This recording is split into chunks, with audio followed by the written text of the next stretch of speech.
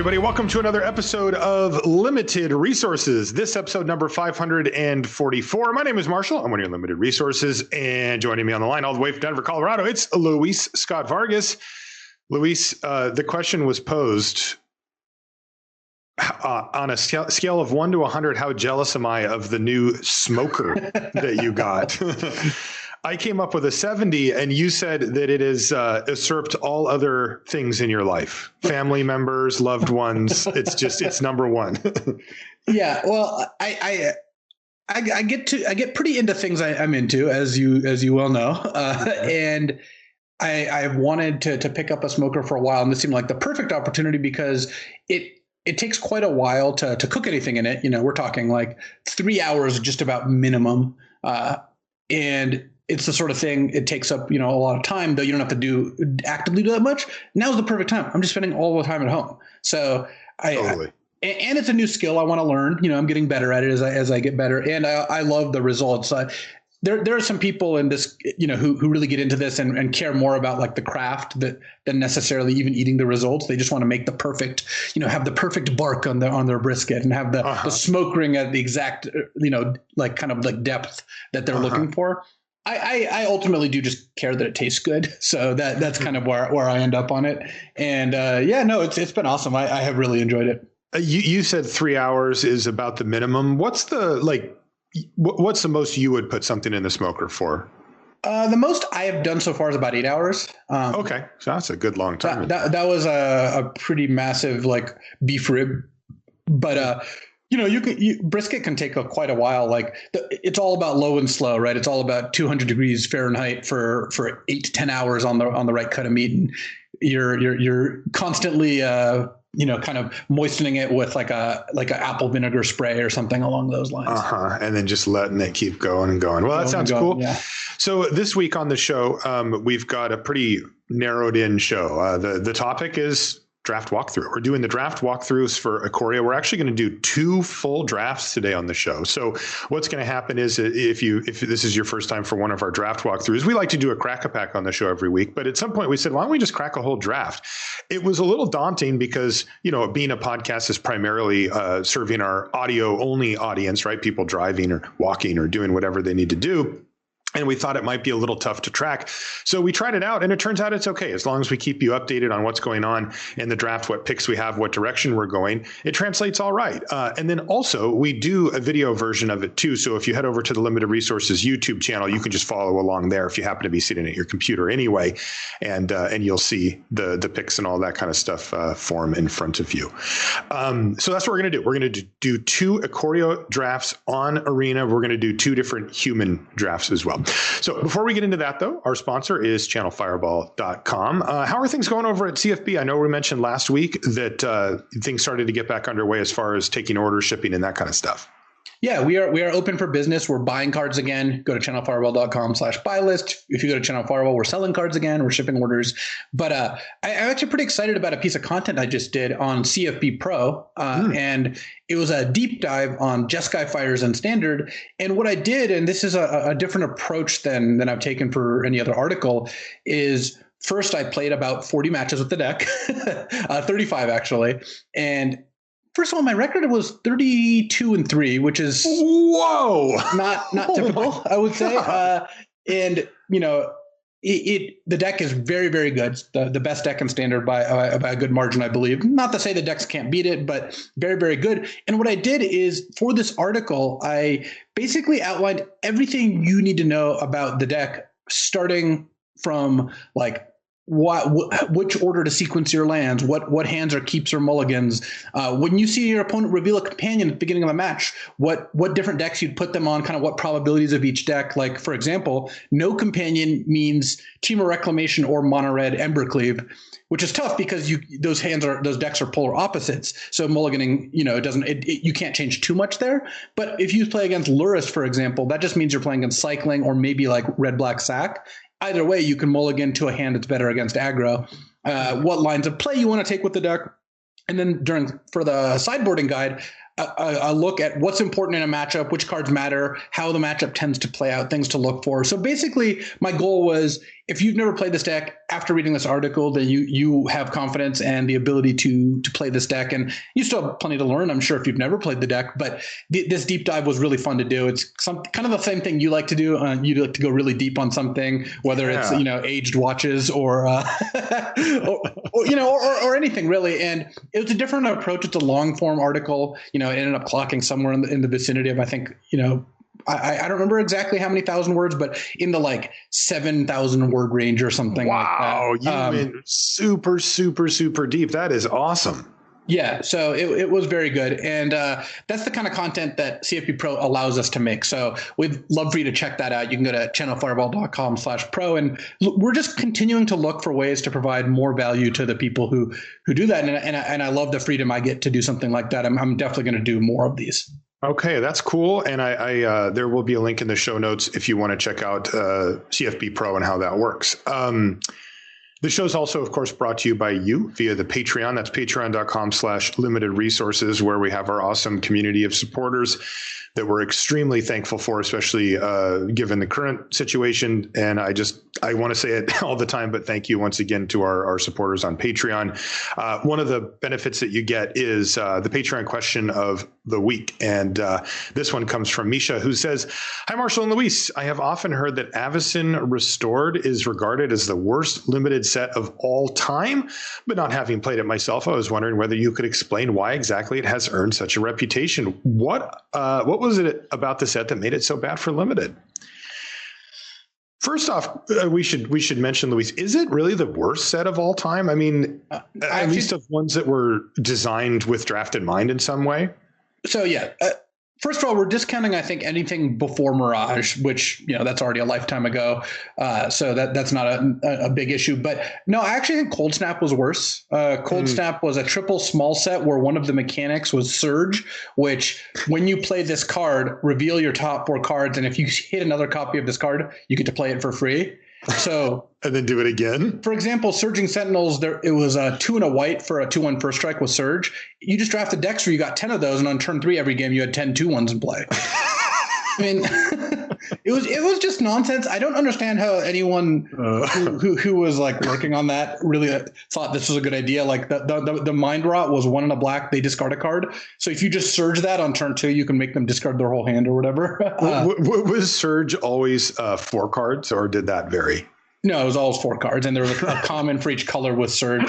And it was just okay, this is just dumb. It really just makes no sense. But I would say that the worst. I would say that the reason Avacyn Restored gets such a bad rap is, first of all, the synergies were not powerful enough to really drive decks in a way that was satisfying. Yeah. And the best card, for example, which I know you like, was Mistраven, right? 2 blue, 2/2 flying, ETB, bounce a creature. That was just such an absurd card, and it made it so that was just better than anything going on. And the good cards overshadowed everything else by so much, and that the set just wasn't that fun to play. I'm not 100, or sorry, Ripple was the mechanic, not Surge. That's what I was thinking of. But okay.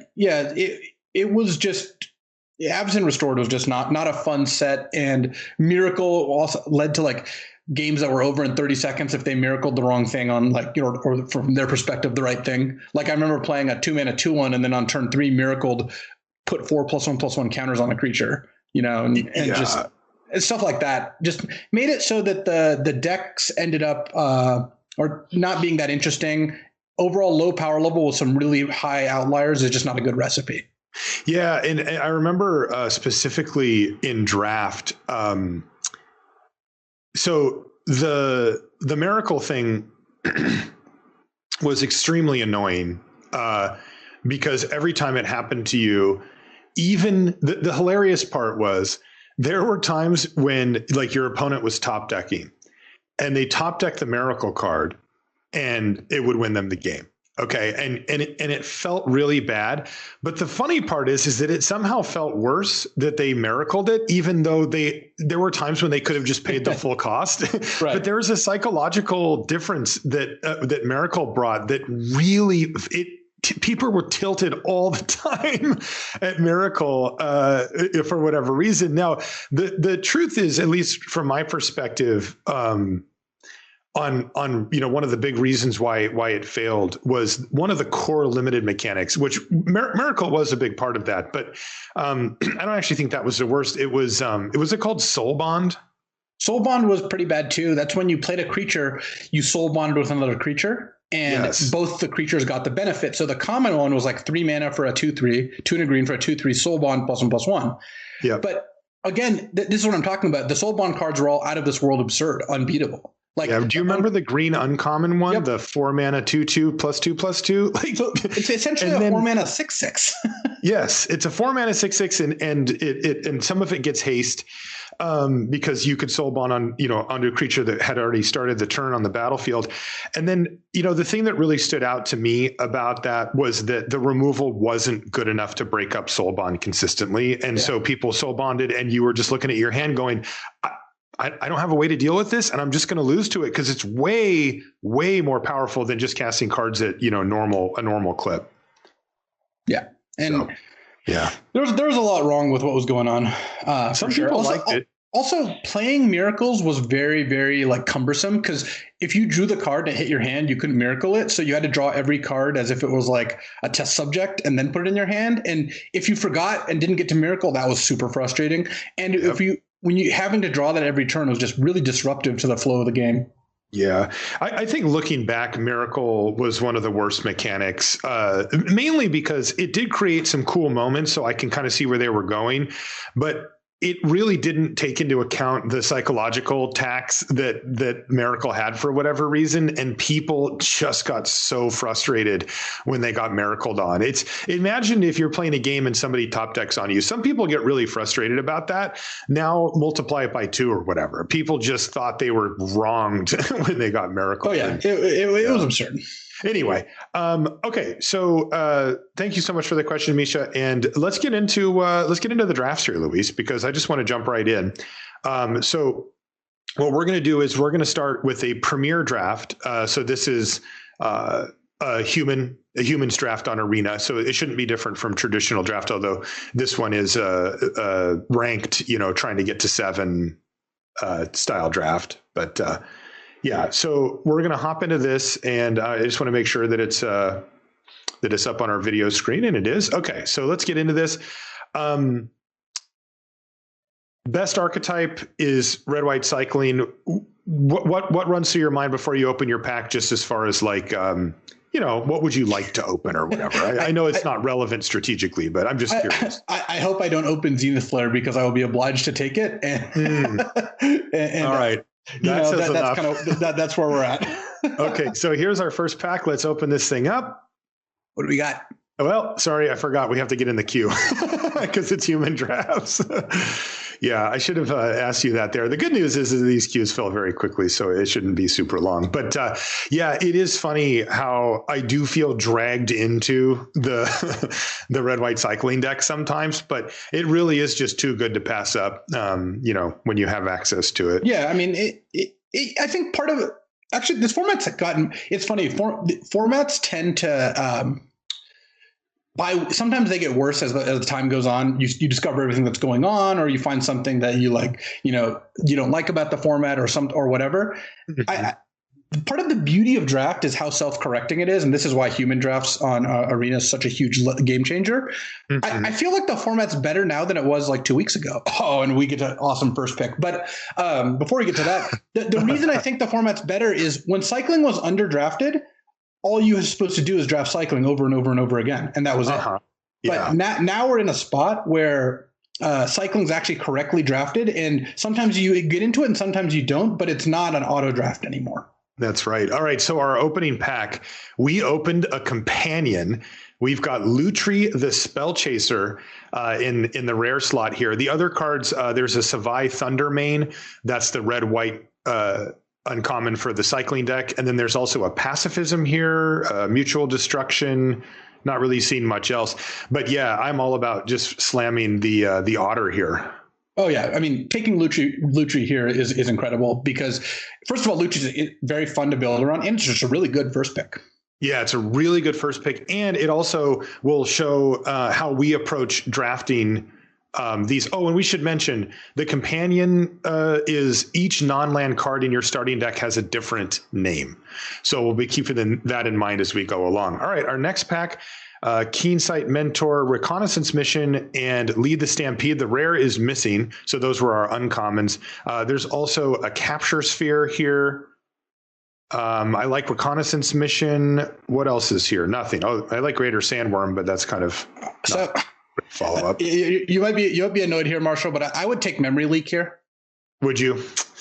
That makes me sad. I'm not saying you're wrong. It's like this is exactly why Cycling 1 is not great, right? Like, Reconnaissance Mission is a really cool card, and it's on our colors, and there's a Capture Sphere, which is like a removal spell, and we're going to take a card that we may not be able to cast. We might, but I'm with you, though. Yep. I think that's a fine pick.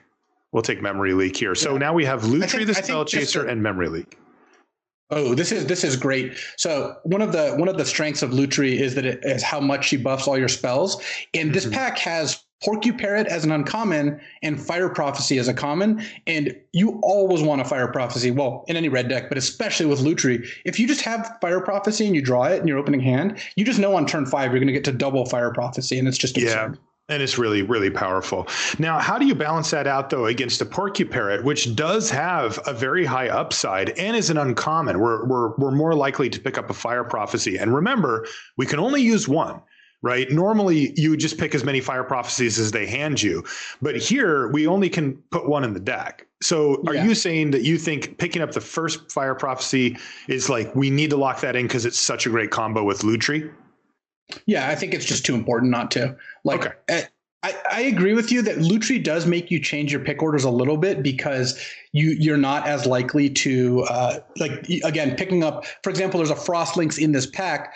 It's not as high of a priority because at some point you'll probably get one of those and you can't play multiples if you want to play Lutri. But here, so we've got Ominous Seas, Sanctuary Smasher, and Frost Lynx, Go for Blood, and Cathartic Reunion as our options here. And this one's close. Cathartic Reunion is sweet, actually. But that's the thing, is you always want a Cathartic Reunion, but this goes back to the common thing. I'm pretty confident about our ability to pick up a Cathartic Reunion. So I might be inclined just to take Ominous Seas because I think it's generally strong in like the blue-red spells deck that Lutri pushes you towards, especially since Lutri makes you want to take kind of off-color cyclers sometimes anyway because you're not going to be able to fill the slots with all the high-priority cards you have. Yeah, I like Ominous Seas here as well. So our picks right now are Lutri the Spell Chaser, Memory Leak, Fire Prophecy, Ominous Seas. And our next pack, well, let's see what we've got here. Nothing. No, this pack's a brick. The two uncommons left are the Liger, I guess, Huntmaster Liger, the 4-mana 3/4 mutate, and then the huge Godzilla, the 11/11 Trample Titanoth Rex. Yep.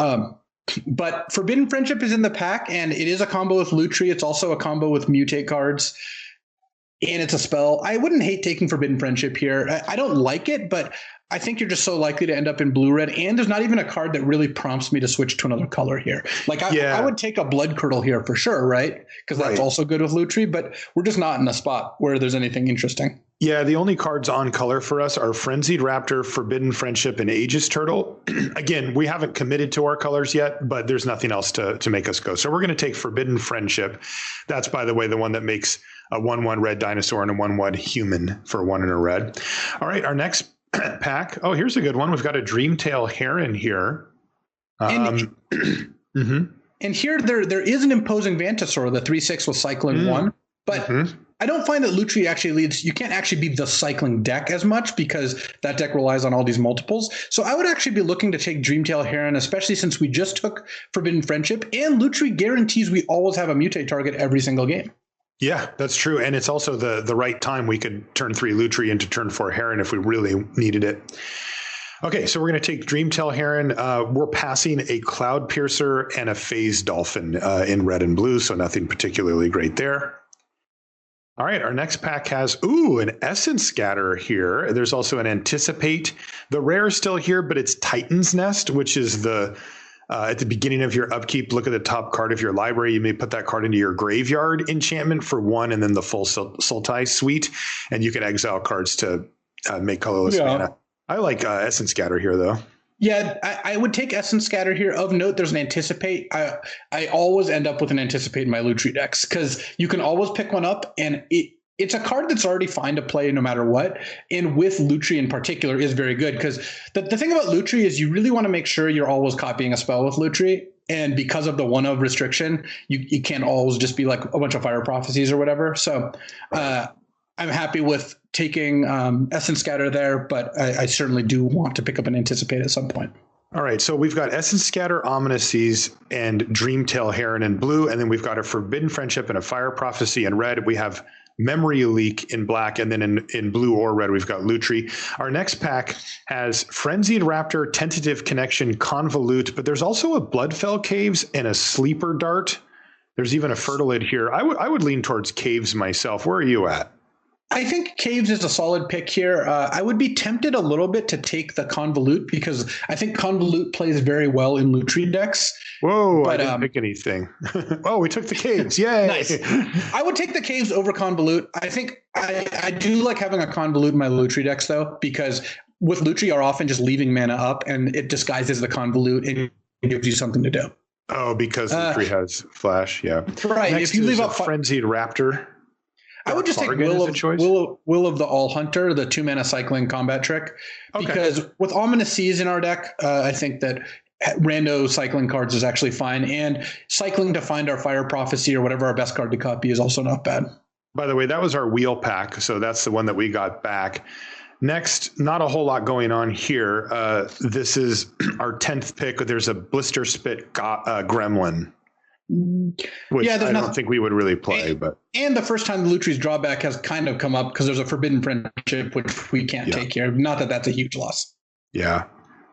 Oh, I guess I'll keep it in the main for now. All right, just a few more picks left. There's 5 cards left in our first opening pack, and unfortunately, nothing for us out of this next pack. Nope. Just no cards in our colors at all. So we'll just take a Whisper Squad. Yeah, Whisper Squad's really good in the Lutri deck. Can you copy it or oh wow, another Memory Leak here with just a few cards left in the pack. Embarrassing. We can't take it. There is a Rugged Highlands, or we could take a random Wilt for the cycle, or we could even take a Corpse Churn. Yeah, I think Wilt's fine. I don't know. I guess you could. I guess Corpse Churn is a card that. Oh yeah, look, we got past one here. Corpse Churn is nice in a Lutri deck because Lutri is such a strong card. I like Corpse Churn with the companions that play well with it. So I'm happy enough having a Corpse Churn because actually just this morning trophied with a Grixis Lutri deck that would have absolutely played a Corpse Churn if I had one. I was only splashing black for Blood Curdle, but I would certainly play Corpse Churn. All right. So, oh, wow. Okay. So we picked up a random Perimeter Sergeant as our last pick, and now we're on to pack 2, pick 1. And we've got Obosh the Prey Piercer here as our rare. Can we do that? It looks like no. Well, we've got. Yeah, I mean, I think we can take Obosh because Obosh is a 5-mana 6/5 that makes it so Lutri deals double damage as well as other things. But I think we're more likely to end up Lutriing than Oboshing here. But it's not a huge downside just to take Obosh and kind of see where that goes. Okay, so we're going to take Obosh the Prey Piercer. We're passing Charge of the Forever Beast, an Auspicious Starix, an Alert Heal Bonder at the uncommon slot. And frankly, the commons in this pack are not very good. There's a Boot Nipper, Spell Eater Wolverine. I mean, these are nothing really great anyway. So I'm quite happy to take the Obosh here just as a very powerful option. Yeah, I would very much like to pick up a Spell Eater Wolverine for this deck, but I think Obosh is here. Okay, our next pick comes up, and unfortunately, there's the rare missing in 3 uncommons. There's a Baby Godzilla, which is, what is it called? A Polywog Symbiote. Mm-hmm. And then there's a Keen Sight Mentor and a Valiant Rescuer. And then the rest of it is kind of jank. There's a Hampering Snare that cycles for 2, a Glimmer Bell. There's a Prickly Marmoset. I do like that guy.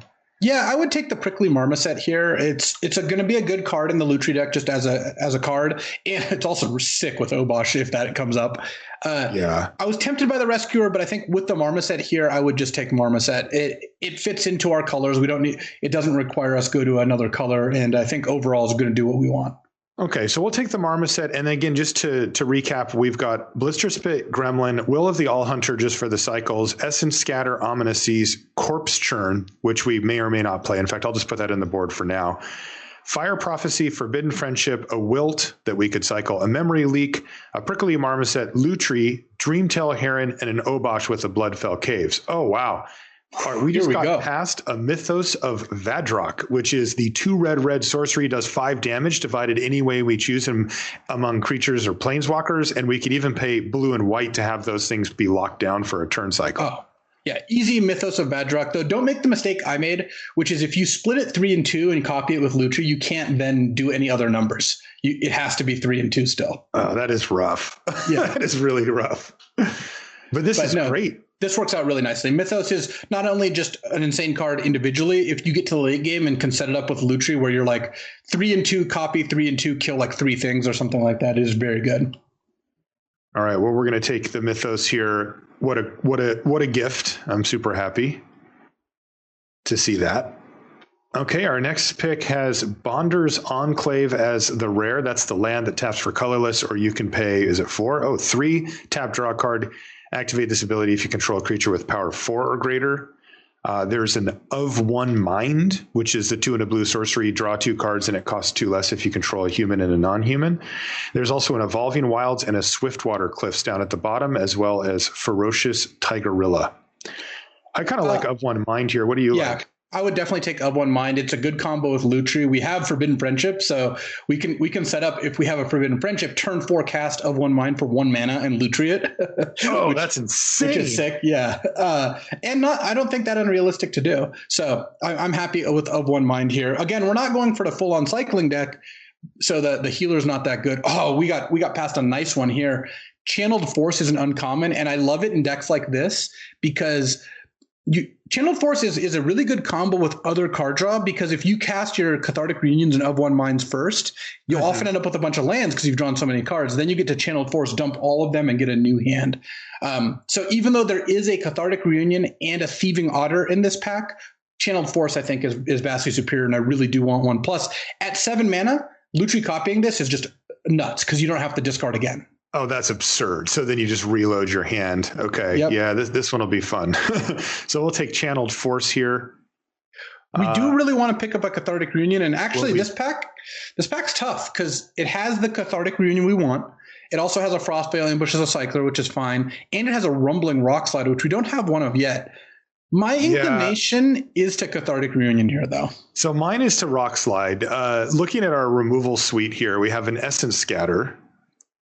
And we have Fire Prophecy. I think that's it. Oh, we did get the Mythos. No, we have Mythos and Channeled Force both at 4 mana. Oh, okay, sure. Which is making me want Cathartic Reunion because it's really, really good to pick up one of those if you can. Okay, we'll take Cathartic Reunion. And here's your Spell Eater Wolverine. Yeah, I like that. We're going to take that over Crustacean and Phase Dolphin. So I'm going to run it down again for those of you listening at home. We've got Blister Spit Gremlin, Will of the All Hunter, Essence Scatter, Omnises, Cathartic Reunion, Fire Prophecy, Forbidden Friendship, Wilt. At 2 drops, our 3s are Of One Mind, Memory Leak, Prickly Marmoset, Lutri the Spell Chaser. Our 4s are Mythos of Vadrock, Channeled Force. And then we've got Dreamtail Heron and Obosh at 5. And then we just added the Spell Eater Wolverine. So looking blue-red, all the way here. And this is cool. So our next pack actually does have some options. It's got a Pyroceratops and a Tentative Connection, as well as a Blazing Volley. Yeah, definitely want the Pyroceratops here. I do want to note that Blazing Volley, the sorcery that deals 1 to each of your opponent's creatures, is better than it might look in a Lutri deck. Because as a 4 mana play to do 2 is a lot more than 1. So I like that. You can Marsh Casualties them. Oh yeah. Going here back. we're getting owned by the Lutri restriction again, as we're not going to take Pyroceratops. Instead, I think we're going to opt for Sleeper Dart that we're likely not going to play. Yeah, I'm just going to put that in the board. Now there's a Springjaw Trap in the next pack. The only other option In our colors is another Blister Spit Gremlin, and we can't play 2, and we're probably not going to play 1. So I would just take the trap here. We do have Obosh. That's true. Obosh plus trap is double damage, which is pretty nice. Okay, so Springjaw Trap into the pile here. This last, we've got 5 cards left, and there's no picks for us. There's another Forbidden Friendship as the only option, and we can't take the second. So I guess I'll just take a Blitz Leech or something. Sure, yeah. We do have a, what's it called? A Bloodfell Caves.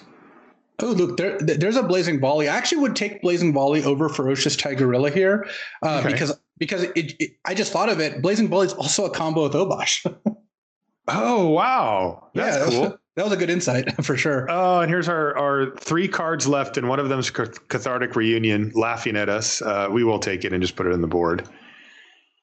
Okay, and then there's a Thwart the Enemy, and I'm going to let those count down and give a quick. So I can get this Wilt out of here, right? Yeah, we're not playing random 2-mana cyclers, I don't think. I don't think so either. So I'm going to get those out, and I'm going to go over. So we've got Blazing Volley, the Gremlin, Spring Draw Trap, Essence Scatter, Ominous Seas. Yes, I'm still here. Where was I? Cathartic Reunion, Fire Prophecy, Forbidden Friendship, Of One Mind, going into the 3s, Memory Leak, Prickly Marmoset, Spell Eater Wolverine. That is not a card we're going to play. A Lutri, Mythos of Vadruk, Pyroceratops, Channeled Force, Dream Heron, Obosh, and then some lands. Okay, so the next pack has Fiend Artisan, which we can't cast. There's a Momentum Rumbler. There's a Capture Sphere. We don't have one of those yet, do we? No. So my inclination with Lutri, is to take Frostveil Ambush or Farfinder here. Actually, I might just take Farfinder. Yeah, I like Farfinder. Farfinder is just good. We do have that Dreamtail Heron. We wanna level up here, and it's just a good way to hit land drops, which is actually pretty good in the Lutri deck because you have a lot of expensive cards. Ooh, this is nice. We got Blitz of the Thunder Raptor, which is going to go perfectly in our deck full of spells. And again, a cheap removal spell is exactly what Lutri wants. So I am into this. Beautiful. Yeah, really nice pickup, Blitz of the Thunder Raptor here. We needed a little more removal, and that's perfect for that, especially because we have the cycling sub-theme, so we're likely to fill up our yard with instants and sorceries anyway. So, worth noting that now we have Ominous Seas, Spell Eater Wolverine, and Blitz of the Thunder Raptor, all of which are paying us off for cycling. Specifically cycling spells for Blitz and Spell Eater Wolverine, or cycling anything for Ominous Seas. But it's just worth noting that we have 3 different cards that reward us for having stuff like a random, Startling Development, Frostveil Ambush, whatever. So that's something to note as we look at these packs. And for example, in this pack, there's a Go for Blood, which I would take over Frostlinks here because a 1-mana card that puts a spell into our graveyard and triggers our Ominous Seas and can actually be cast with reasonable profit with cards like, Pyroceratops or Obosh that are pretty burly. Yeah. Okay. I'll take Go for Blood here. It's sad to pass to Frostlinks, but you do what you got to do. So here's Go for Blood. All right. Our next pack comes up and... Well, not a whole lot going on. There's a Wingfold Terran that we could take. No, we got a really good rare actually. Ketria Triome is a red-blue Triome. It's sadly red-blue-green, so no random cycling splash outs. But I would take a red-blue cycling land pretty highly here, and I really like picking up the Ketria Triome. Yeah, absolutely. I did not see that. Beautiful. Next, what do we have? We have Escape Protocol, which is the enchantment that lets you blink things when you cycle them. Well, Lutri is actually one of the few really good ways. Man! So you play a spell, and then in response you cycle and blink Lutri. That said, you should just take Footfall Crater. A 1-mana cycler here, I think, is going to be better. Maybe we'll wheel Escape Protocol. Yeah. It is sad that card's not good, though. I guess in retrospect, the cycling deck does not need more juice. True. Ooh, Lordrakis. Lordrakis is such an absurd pickup. This deck is going to end up being really, really good. Yeah, this is a nice one. Lordrakis is perfect with what we've got going on. This is also kind of the exact right amount of mutate. Two powerful mutate cards and a decent amount of support for them. You're not all in on it, but it's just going to improve your deck by a lot. Yeah, Lordrak is, for those that don't remember, is the 1 blue red 2/3, and it has mutate for blue blue, red red, or red blue. And whenever it mutates, you return target instant or sorcery card from your graveyard to your hand. Oh, that is so good. I just took a closer look at Lutri, and Lutri's only cast from hand, so ignore everything I said about blinking with Escape Protocol. Okay, so we don't have to care about wheeling it now. No, which we didn't take anyway. But yeah. Here we've got a Gust of Wind, so here we would take Spell Eater Wolverine, but we already have one. So Gust of Wind is a nice one. 4 mana, bounce a creature, draw a card is fine. We do have like 1 flyer in our deck right now. Yeah, and we just have again, it's a combo with Lutri. Okay, so we'll take Gust of Wind. Now here's a Ikoria Crystal. There is a Whirlwind of Thought, the Jeskai enchantment that says whenever you cast a non-creature spell, draw a card. But at this point, I'm not, even with a Farfinder, I'm not looking to splash. I think if the Triome was the Jeskai Triome, maybe I'd consider it. But I don't think this deck is going to have problems. It's got, Of One Mind and Cathartic Reunion, both of which combine nicely with Lutri. So Wheeling Frostveil Ambush, though. That is a nice one. Oh, we wheeled it. I just went over to look at the deck to see if we had picked that one up because I forgot, and we hadn't. So, wow, what a great pickup. Frostveil Ambush, cycling for 1, which goes with one of our themes. Also just a powerful card to cast in certain situations. So that's a great one. No, there we go. And the next one has a Suffocating Fumes, which is a black spell that we can cycle for 2, but there's really nothing else going on here. Put that one in the board for now. All right, we got the Phase Dolphin back. I think that one's going to go ahead and phase right into the sideboard here. I think our deck pretty much is done. I don't know how many cards we're at right now, but I'm sure we've got enough. We're at 28 right now. Yeah, but that counts stuff like Springjaw Trap and Blister Spit Gremlin, which is not going to make it. Definitely, yeah. We're just, by the way, winding up the pack here. There's no relevant picks. Otherwise, I'd be telling you exactly what we're getting. Although we did get a last pick Dark Bargain somehow. So as we line up the deck, I'll give Marshall a second to just make some cuts or whatever. I want to kind of go over what we got out of this draft, especially if you're listening to it and you're not going to play out the games with it yourself. When you first of all, opening Lutri is great. It's one of my favorite first picks in the format. Second, when you open Lutri, I'm looking to be blue-red spells. Obviously, that's not a huge surprise.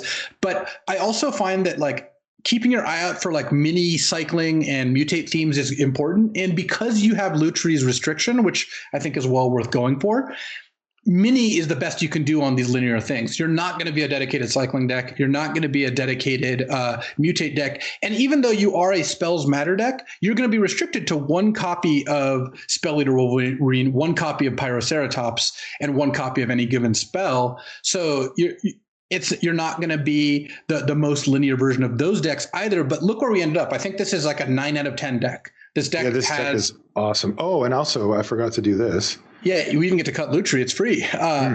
We ended up with a lot of removal spells, including some of the good uncommon ones. We ended up with the cycling sub-theme with a Prickly Marmoset, Spell Eater Wolverine, and Ominous Seas, plus a bunch of cycling spells. We ended up with Pyroceratops, plenty of support for that. And we ended up with Lord Drakus and Dreamtail Heron, plus targets like Lutri, Farfinder, Marmoset, Wolverine, which are all nice little mutate targets, and little synergies like Blazing Volley is a good combo with Lutri or Obosh, which we just have in our deck. Obosh also looking pretty nice here too. So the questions we have then before we read you the final deck list here is how many lands? I have us at 16 right now. Do you think we should just be 17?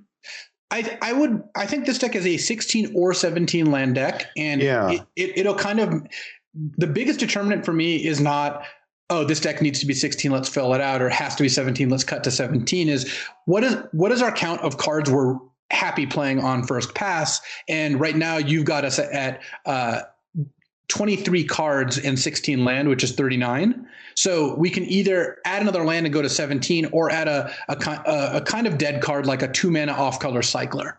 Right. The card that is Ikoria Crystal is the only one that I have in here that I'm not thrilled with. Like, we're already at a 2-mana cycler that we're not likely to cast that one very often. It could happen if we want to play a turn 4 Obosh or something, or we have a really high end hand. But basically, do we want? Actually, Wilt would be better than Suffocating Fumes because we have the Ketria Triumph. We do. Yeah, so we have that, but we also are going to run a Bloodfell Cave so we could cast Memory Leak. So that's true. Those two are pretty close. I don't know. The Ketria Crystal might be the tiebreaker there. The Crystal and the Triumph, right? Good point. Okay, so we'll bring Wilt in. Yeah, I would be inclined to run 16 land with 4 1-mana cyclers and a bunch of 2-mana cyclers. I will say that companions like Lutri especially push me to wanting more lands rather than fewer, because Lutri really starts to pop off at 5 to 7 mana. But we could have a Farfinder. Yeah, we do have a Farfinder also. So I think that I'm comfortable running 16 land here. We're running all blue and red lands. We do have a Bloodfell Caves in the off chance we want to cast Memory Leak. And it helps cast Obosh. And we have a Ketria Triumph, which is a cycling dual land. It's a red-blue dual, which is nice. Right. Okay, so I'm going to read the final list here for people listening at home. So our 1-drops are Blazing Volley and Footfall Crater. Our 2s are Essence Scatter, Ominous Seas, Blitz of the Thunder Raptor, Cathartic Reunion, Fire Prophecy, Forbidden Friendship, Go for Blood, and then we did end up putting the Wilt in the main deck, mainly just to cycle. Then we've got, in our 3-drops, Prickly Marmoset and Spell Eater Wolverine, best friends forever, and a Lore Dracus, as well as Farfinder, and then Of One Mind, Memory Leak, and Ketria Crystal. Ketria is the one that produces green, blue, or red. The 4s are Pyroceratops, Gust of Wind, Mythos of Vadrock, and Channeled Force. And our 5s, and that's as high as we go, by the way, are Dreamtail Heron, Obosh the Prey Piercer, and Frostveil Ambush. We're running 16 lands with 8 islands, a Ketria Triome, and then 6 mountains and a Bloodfell Caves. So we have 8 red sources and 9 blue sources in our land slot. Yeah, this looks perfect. And then, of course, we've got Lutri, the Spell Chaser, in our companion slot. One potential option, which I think I would look to maybe sideboard in against a removal heavy deck, is putting in a Swamp and putting in Corpse Churn, because it can pick up Lutri, Obosh, or even just something like Spell Eater Wolverine. Also, it's a nice little combo with Lore Dracus. I don't think we need more long game stuff or to put a card in that's going to sometimes rot in our hand because it's a splash card. But I think that is a really valid option if you're playing in a matchup where it's attrition based and it's going to go long. That's probably the matchup where you're wanting to cut Blazing Volley anyway. But that is a good option to keep in mind. And then once you make that swap, you, of course, put in the Suffocating Fumes over to Wilt, because now you have more black sources. Right. Yeah, we actually have decent black splashes. Dark Bargain if we needed more card draw, and even a Blitz Leech, for longer games. Yeah. Okay, so that's going to do it for that draft. That one ended up very sweet. It's every day you get to open up a companion. I think that's close to one of the strongest decks you're going to get in this format, setting aside the double Zenith Flare cycling deck, which, whatever. I would predict, with average luck, I would predict somewhere between 5 and 7 wins if you were doing best of ones. Just because I think the deck is quite strong. What if you played perfectly? Yes. There was a Twitter poll today. I'm not going to say by whom, said if you played perfectly, and they stated if you played perfectly, they'd estimate you're 50% to win a 1,400 player Grand Prix. Which, if you limited GP, if you understand statistics, is just wildly off base. So yeah, it's completely absurd. Okay, so let's jump into our other draft here. We are doing 2 drafts on the show this time, and I'll get in the queue now. Yeah, it's interesting. You got to switch queues, so you get to play both decks later, right? Yeah, I do. They're both going to be sitting here waiting for me. So technically the Lutri deck is in the best of 1 queue, right? So you're going to be playing that one best of 1, and then this deck's best of 3. But we're both drafting, just to be completely clear, as if it was best of 3. That's how we're drafting it. Not that it changes like tons, but I want to find out what that Lutri deck does, because if it has less than 7 wins, I assume it's on the latter part of the process, not the drafting part of the process. You mean I didn't find my play perfect button? Well, I wouldn't say who was going to play or what was going to happen there, but you're going to play it out, and if you don't get 7 wins, well. All right. I'll let you know. I was probably going to get 7 wins until you said all that stuff, and now it's like lock in the 2-3 or whatever. So I kind of want to make some general observations on the draft format while we're kind of waiting for this to get going. I think that cycling is still a deck you can certainly draft. I'm still on first picking Zenith Flare if that's an option. But it is a lot more cut, and in order to, you have to have an iron will to draft cycling these days. It does require you to, let's say you did first pick a Zenith Flare, right? That's not the easiest way to be in cycling. You are going to have to take your 1-mana cyclers really high and try to do your best in pack 1 to cut everything cycling related, because if you don't, you're going to end like we're not in the days where you get 12th pick memory leaks anymore. Like, I guess we did wheel Frostbite Ambush this last draft, but in general, I would say that you're getting about half as many 1-mana cyclers. So you're less on the nut cycling decks and more on sometimes getting that. You always leave the door open for it. But often what I'll end up in is Jeskai cycling / spells. Like you end up where you do have Zenith Flare, still a great card in your deck. You're still happy with, Snare Tactician, Marmoset, whatever, but you do need more 2-mana spells, or 2-mana cyclers rather, to fill it out. And then also you need to be aware that you're going to have a slightly higher land count. You're just not going to end up in the same spot. So that's an important part of kind of how this format works. All right. Well, we've got our next draft lined up, so let's get into it here. Our rare is Offspring's Revenge, which is the 5-mana Mardu enchantment. At the beginning of combat on your turn, exile target red, white, or black creature card from your graveyard. You get a token copy of it, except for it's a 1/1 with haste. Yeah, and I'm really not a fan of that. There is a Flame Spill, which I like a lot. That's the 2 and a red instant, does 4 damage to target creature. Excess damage is dealt to that creature's controller. Majestic Auricorn. What else is here? There's a Farfinder, but I would take Flame Spill myself. Yeah, I think Flame Spill is better than Farfinder or Prickly Marmoset. Pick 1, pack 1, and this is not a pick I would have made a couple weeks ago. Like, I would have just taken the Marmoset, but we're not in a spot where you're cycling above all anymore. I think you leave the door open. Again, if we get past a Reptilian Reflection or a Zenith Flare, there's a good chance we should just take it. Yeah, but I believe Flame Spill is a better pick 1, pack 1 than Marmoset, because it's just good in any red deck. All right, so we take Flame Spill. We get past Dranith Magistrate at the rare, which is the 1 and a white 1/3. Opponents can't cast spells from anywhere other than their hands. But there's also a Footfall Crater, a Wingspan Mentor. That's the 2 and a blue 1/3 that gives a thing flying and then pumps up your flyers for 2 and a blue and tap it. There's a Capture Sphere, Fertilid. I'm not really impressed with any of these. I would probably take Footfall Crater to kind of defer the decision as to what direction we're going, because it's always just going to be a fine placeholder for your deck and has some synergies in the format. And second picking Capture Sphere when I already have a red card is just not that exciting. I think Wingspan Mentor is pretty weak. I've been really unimpressed with the mentors. Fertilid is not really where I want to go either. I would just take the Crater. Again, I'm not saying we're going to end up in cycling. And in fact, there's a lot of directions we can go from here, but there's just not much for us there. Yeah, not a great pack. And the pack that we just got past isn't great either. It's got some green uncommons. It's got Charge of the Forever Beast. That's a 2 green sorcery. You reveal a card from a creature from your hand, and it does damage to a creature, planeswalker, equal to that card's power. And then there's also a Lead the Stampede at uncommon. But really, this pack's overall fairly weak. There's a Memory Leak, Fertilid, Essence Symbiote. I mean, there's just nothing much going on. I would probably just take Memory Leak myself. Yeah, I think so. And I think this is where these cards really do shine as a way to, again, push back kind of decisions on which direction we're going, while knowing they're going to be fine in our final deck and have enough things going on.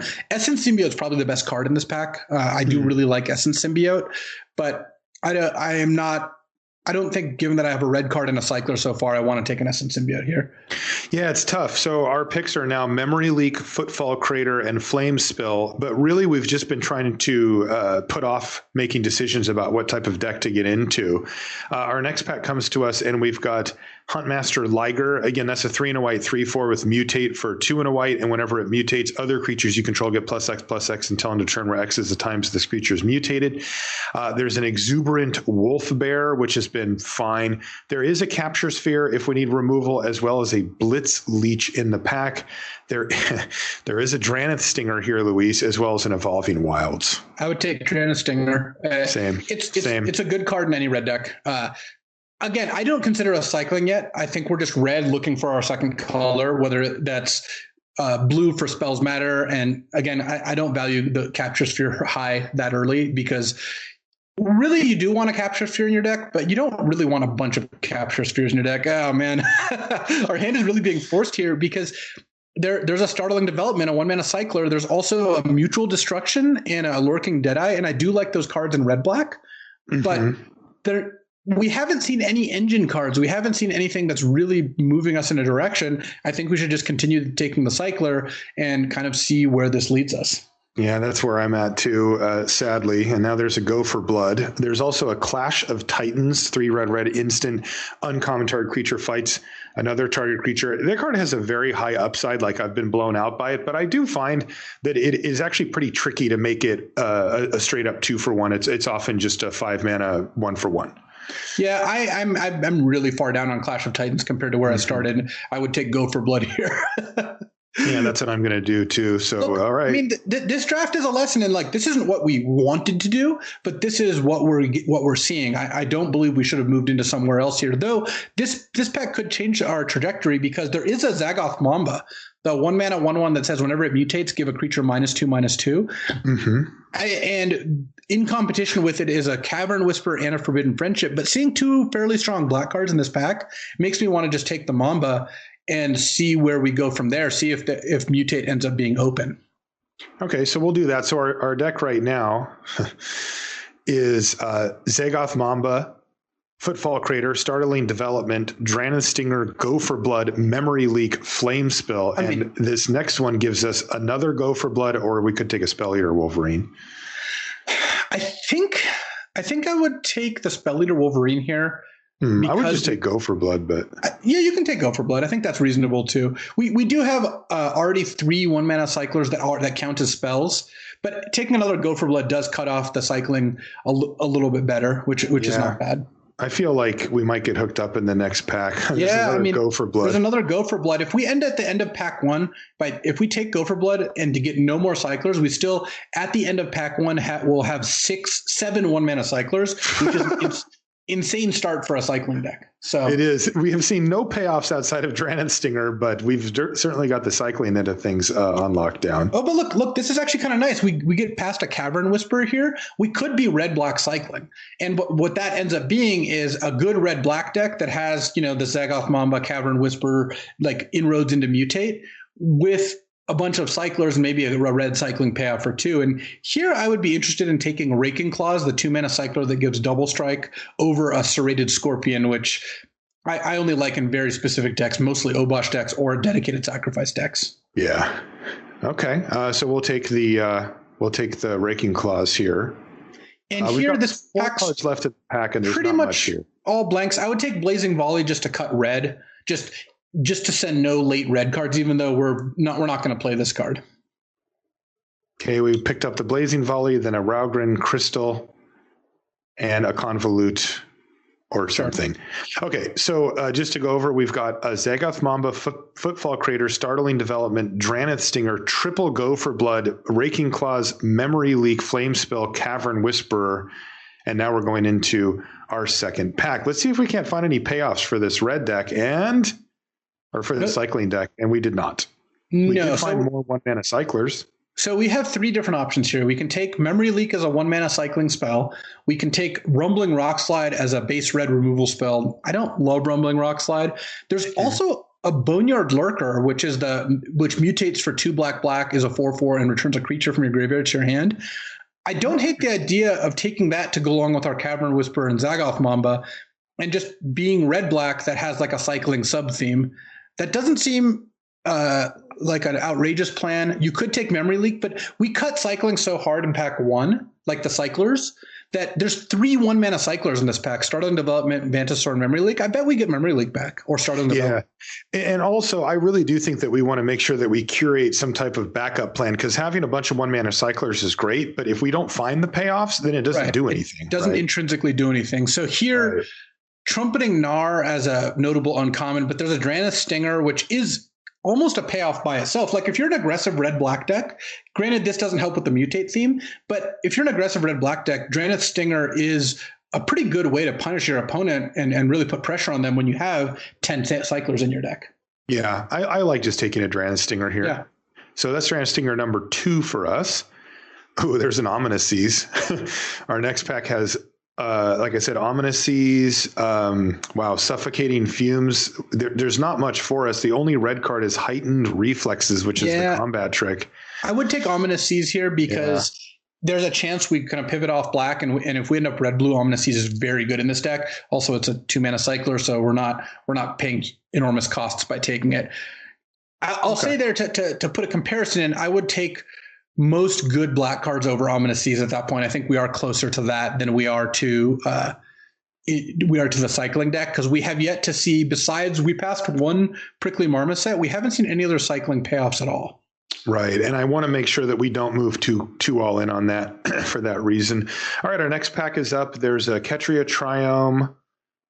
Let's see what else. A Tentative Connection. Of the black cards, there's a Night Squad Commando, a Corpse Churn, a Bushmeat Poacher, and a Blitz Leech. This is rough because I don't think we're in a position to be red-black sack with Poacher or Commando.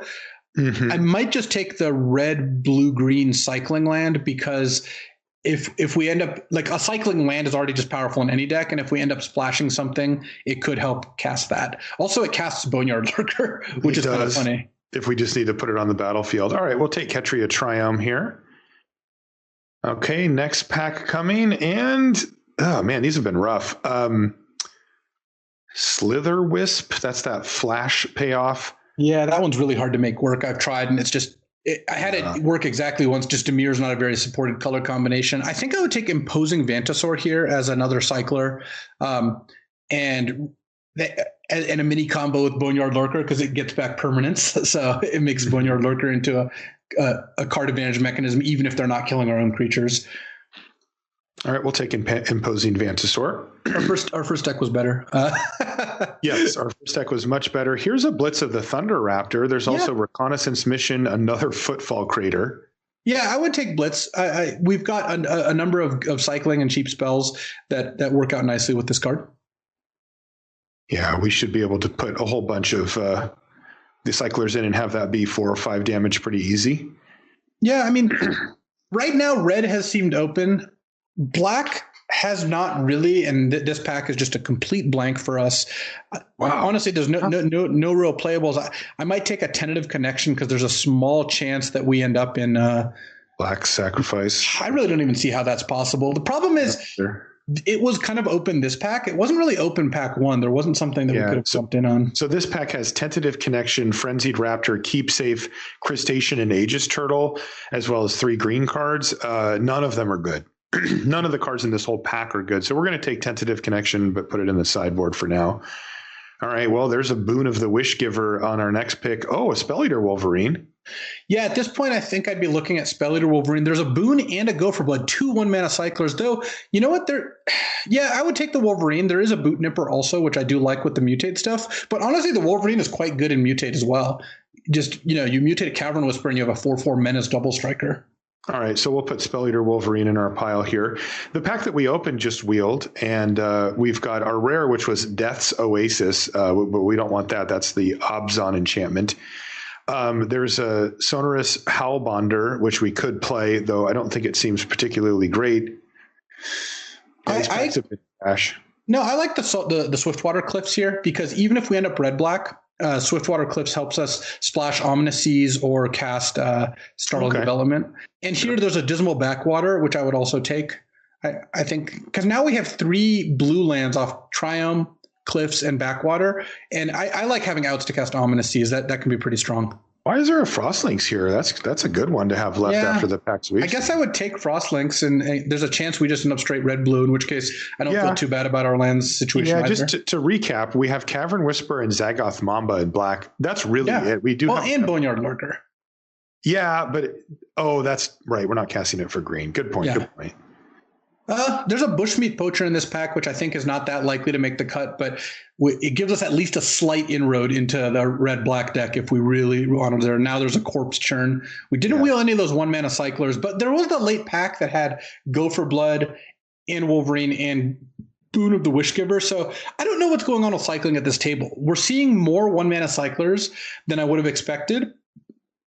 If everybody's taking the payoffs, it's weird. Maybe everyone's taking the payoffs and won't have enough cyclers. I'm not sure, but we're going to need a little bit of help here. And so we have an interesting direction in this pack. Yeah. So this is pack 3, pick 1. I'll read our picks in just a second, but what do you like here? So there's a Raugrin Triome in the rare slot, but there's an Archipelagore and a Pouncing Shore Shark, both at uncommon, which stand out. I would be inclined to just take Archipelagore. I found that card to be really, really strong. And we picked up a bunch of blue lands just now, and we could be blue-red, maybe splash the black, maybe not. But either way, I think Archipelagore, that late Frostlinks actually does some heavy lifting here too. It really does. So yeah, let's take Archipelagore and see where this goes. Oh, wow. Well, I mean, we got past another Mythos of Vadrok. This is in a different draft, but still nice pickup. Easily snapping off Mythos and maybe looking to wield that other Frostlinks if people are sleeping on it. Yeah, so there's a Frostlinks here as well as another Clash of Titans, which we didn't really like. There's a Lava Serpent, which we could play. I'm going to read the cards that we have right now to give people an idea. So we still have the Zagoth Mamba. I think what you can do is consolidate all the 1-mana cyclers, like because we have like Zagoth Mamba, we have Ominous Seas, Blitz of the Thunder Raptor, 2 Drannith Stingers, Frostlinks, Flame Spill, Spell Eater Wolverine, Boneyard Lurker, Cavern Whisper, Archipelagore, and then like 9 1-mana cyclers that we're not that likely to be casting. So the real question here is, are we still playing black or are we playing red-blue? Oh my God. So our next pack just popped up. So now there's a Zenith Flare, and I think we are obliged to take Zenith Flare. It also means that we have the possibility of getting more payoffs here. And now what we do is we cut the black and we end up red-blue splash Zenith Flare, which our patience kind of paid off, or our lack of committal, because the alternative to taking Zenith Flare is taking Frostlinks. I just can't stomach that pick when we have so many 1-mana cyclers. Right. We need to take Zenith Flare here, and we're going to do so. And we'll see how it goes from here. Our next pack comes up. There's a Pacifism if we want to be actually in white. Fight is 1, Sanctuary Lockdown, a Channeled Force, Divine Arrow, and there's a Pyroceratops as well as of 1 Mind if we wanted to be blue. I would take Channeled Force here. I think that it works nicely because, again, you cycle. It's kind of like Cathartic Reunion. You cycle a bunch, end up the lands are always the roadblocks, and then when you end up with 2 to 3 lands in your hand, you just cast this card, get through it all. Mm-hmm. Okay, yeah. Though Pyroceratops not far behind. Oh wow, this is not bad. There is the Sprite Dragon, the blue-red 1/1 flyer that gets ++1 counter when you play a non-creature spell, or there's a Gopher Blood here. Man, do we have to take Gopher Blood over Sprite Dragon here? We do, right? So. Yeah, because we're not actually casting more than cast stuff. Yeah, exactly. So we're going to take Gopher Blood out of that pick.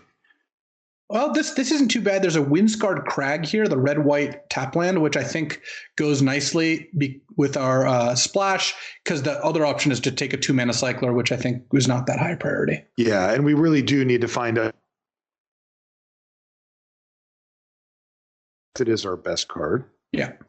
So we'll take the white-red duel. Great thing is, oh wow, Fire Prophecy, 7th pick. Well, red was open. We knew red was open the entire time. We could tell that based on the late cards we were getting. So we were in the right color there. And the cool thing about splashing Zenith Flare, you don't need it on turn 4. In fact, you don't even need it on like turn 7. Zenith Flare is a card that you just want eventually. So playing Zenith Flare with like 3 white sources is more than enough. And you could maybe get away with 2, but I would lean towards 3.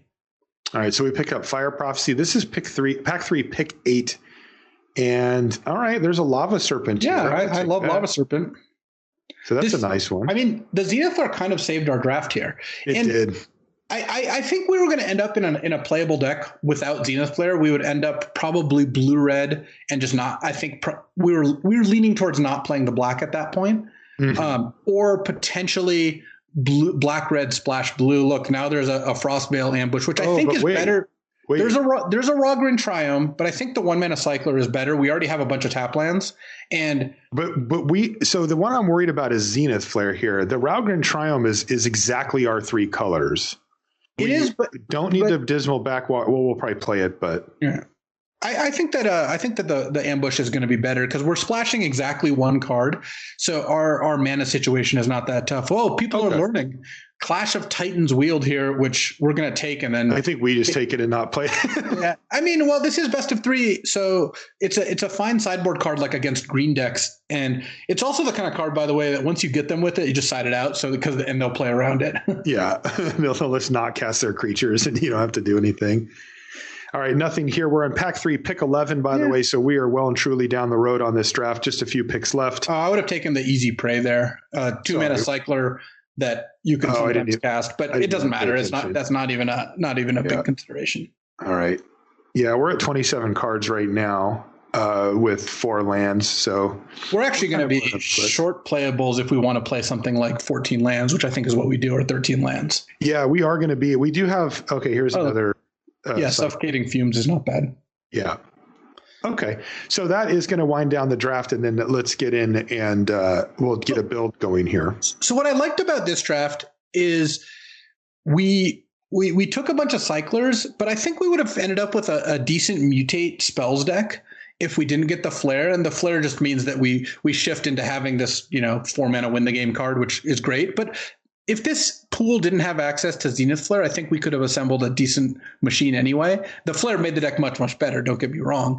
But this was us. We kind of hedged our bets the whole draft and eventually got paid off.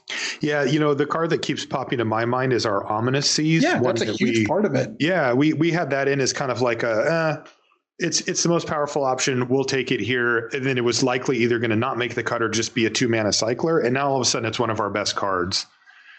So I will note that I would not play Dismal Backwater because we have Swiftwater Cliffs, Windscarred Crag, and Ketria Triome. You think that's too many tap lands? Yeah, because at some point you're going to want to keep a 1 or 2 land hand with like 3 1-mana cyclers, and Dismal Backwater costs you a lot in those kind of hands. And you don't like keeping it to be able to cast Memory Leak or Suffocating Fumes? I don't.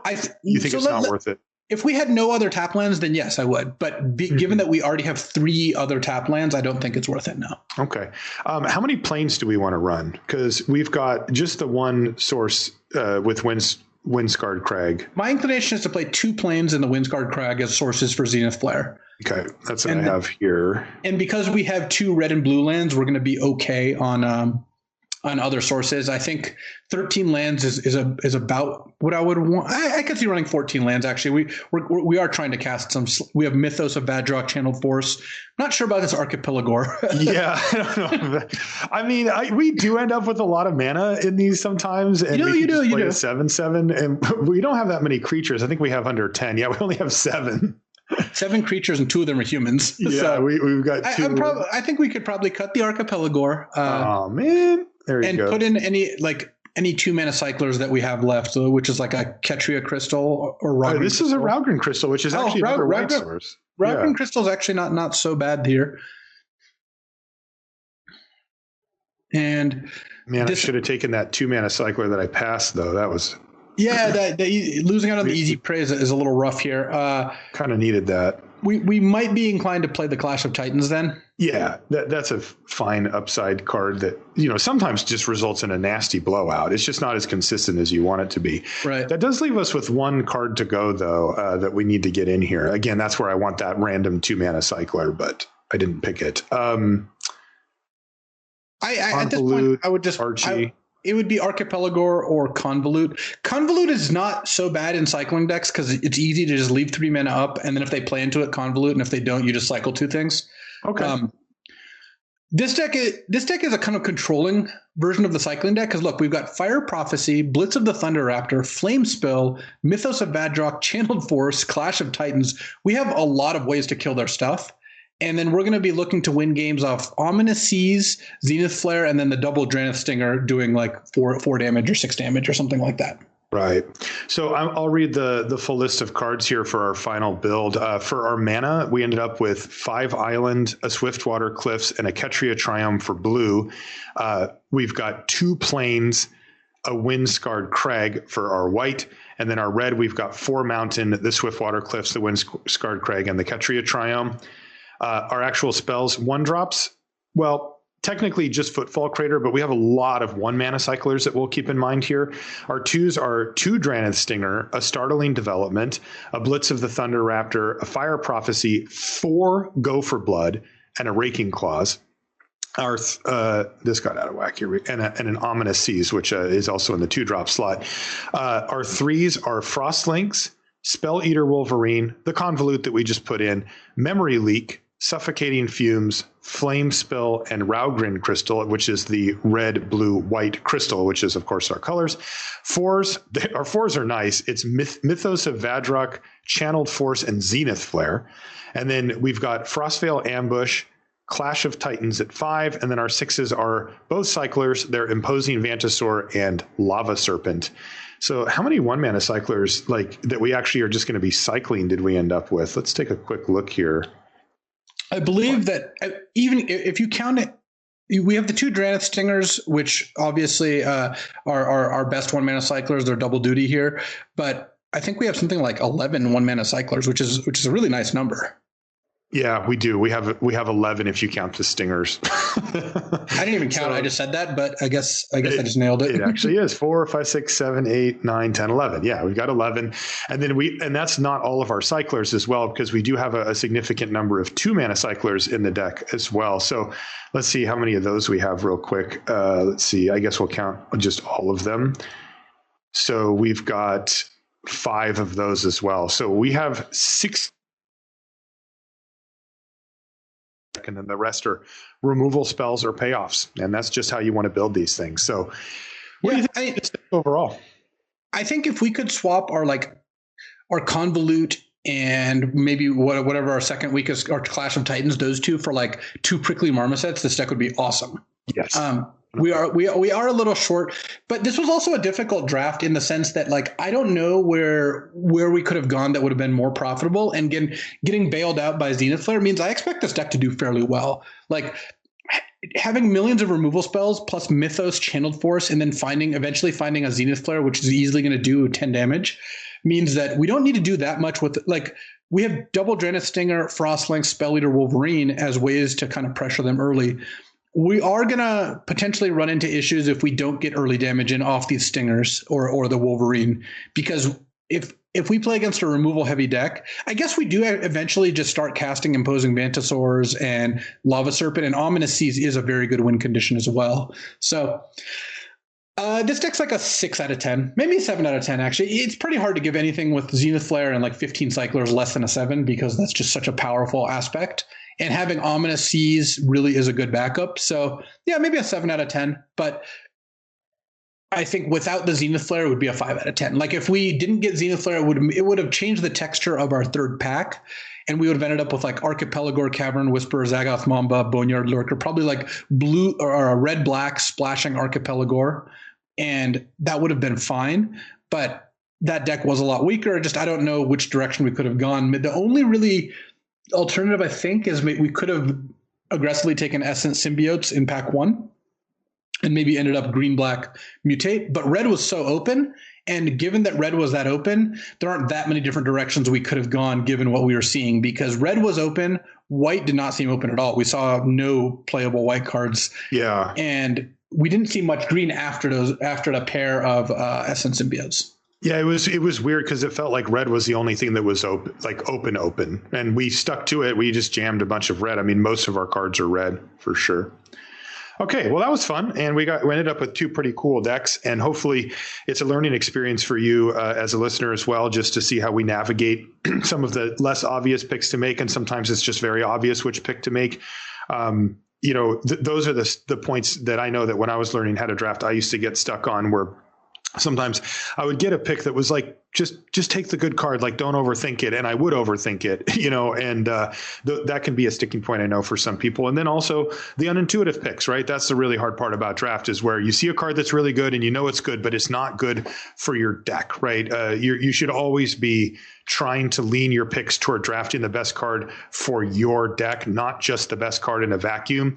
Understanding which cards are best is really important, and how they fit into the format and stuff. You do need that baseline, but you also need to know the times when it's better to take a card that's more synergistic for your deck, even if it's less powerful overtly than another pick. Let's call it a show there, Luis. I'll let you know how I do with these decks when I play them out. And hopefully I can pick up those 7 wins and keep. Well, the Lutri deck is very good. This deck I think is okay, but I have high hopes for that Lutri deck. Yeah, this one's traditional, so this is a best 2 out of 3 matches or games, and then I could play up to 3 I think I just play 3 matches with it, right? I've only been playing the best of 7s lately. Yeah, it's crazy how that works psychologically, man. I don't care about that stuff, like getting like, mythic and like the little things that they put into like every game now that let you level up or whatever. I'm like, I don't really care about that. And then like I play 2 best of 7s and I'm like, oh, I'm silver, and I'm like, and now next thing you know, I'm just playing those the whole time. It's like, it turns out the human psychology works on humans at the end of the day. Let's call it a show there, though. If you want to find us on social media, I'm Marshall_LR and Luis is LSV. You can find everything related to our show at lrcast.com, including links to all of our stuff. We've got a Facebook page if you want to find the show there. We try to make the show available as many places as we can. That's kind of the way that we approach doing this type of content, is like, we just want it to get into the hands of the people that want to listen to it as easiest, whatever the method is for them. So if you go to LRcast, you'll find all the different ways that you can get the show, whatever's most convenient for you. I want to remind you the show is brought to you by channelfireball.com. Again, relatively recently, CFB Pro launched, and that is a kind of a next level of content creation over on Channel Fireball. You can check out the tiers. It is a paid product, but I will say that I think CFB did a really good job implementing it, in that they made one of the tiers $10 a month, but you get $10 back in store credit if you do that one. So if you were going to be spending about $10 a month at CFB anyway, on anything you want from them, singles or sealed product or whatever, it equals out the cost, and you get CFB Pro, for free, air quotes. And I think that that's a very good way to do this, where, look, they're asking you to give them your business, but if you were going to be buying stuff anyway, CFB is a great place to buy from, full stop. So you end up getting the awesome extra content on top of it, and they get something out of it too. They get your business, right? That's a big deal for them to have you spending your magic dollars over at CFB. So, if you are in a situation where you're not spending a whole lot of money and you're a little wary about going, I don't want to have another bill every month. Look, if you were going to spend at least $10 a month at CFB anyway, then you end up getting spotted this for free, which I think is really cool. That's going to do it for this one, though. We'll be back next week with more Ikoria. Maybe, I don't know. We're kicking around a couple of ideas for next week's show, but at any rate, we'll see you then. So you kind of preempted my sign off, Marshall, when we delved into all the smoking of meat. I was gonna talk about the smoker, of course, but I actually have a good backup, which Ominous Seas reminded me of, which is another game review, a little mini game review. Recently, we here played through Return of the Obra Dinn, which is a game that came out pretty recently in 2018, and it's a really cool game. So here's the setting for the game. The Obra Dinn is this ship. This is set in the 1800s, and it was presumed lost at sea. Okay. It sails back. It drifts back into port 5 years later. And your job is you're an investigator for the Dutch East India Company, which, if you know your history, that at one point was one of the most powerful entities in the world, like more than most countries. And your job is to investigate what happened on the Obra Dinn, what occurred here. And it's what happens is you get the manifest of the ship, and there's 60 people on the ship, and you have all their names and what they did. There's the captain, the first mate, the butcher, here's the first gunner, the first gunner's mate. Here is a list of passengers, etc. Mm-hmm. And you have this watch, this like memento mori, which means the Obra Dinn is covered in corpses. Everyone, or not everyone's dead, because some people are missing, but a lot of them seem to be dead. And this watch lets you go back and see what happened to them. See the moments of their death. But what they do a bunch of really cool things. One is there's no actual video motion. you hear audio, and then there's a frozen tableau that you get to walk around. And you also have this book, and the book has a bunch of chapters in it. And you actually start out in like the last chapter, and your goal is to go back through time and go back through all of these different incidents and figure out who everyone is and how they died. So wow, that's crazy. It's this like murder mystery thing. It's super well done. It's got a really unique graphical style. And it was is this played on a computer or? Yeah, it's a computer. Okay. Yeah, it's PC or Mac.